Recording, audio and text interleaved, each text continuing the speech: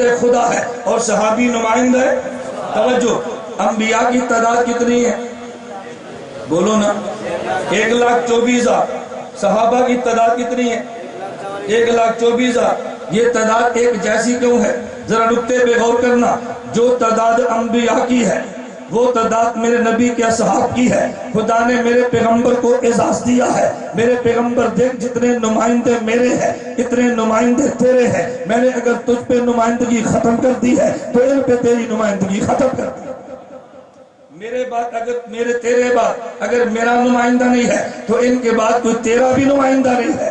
جتنے نمائندے میرے ہیں اتنے نمائندے تیرے ہیں، تیرے بعد نمائندگی میری ختم ہے، ان کے بعد نمائندگی تیری ختم ہے۔ پھر میں ایک جملہ کہتا ہوں، جب حضور دنیا میں آئے ہیں تو نبوت ختم ہوگی جو نمائندگی خدا کی ہے، اور جب نبی دی دنیا سے گئے ہیں تو صحابیت ختم ہوگی جو نمائندگی مصطفیٰ ہے۔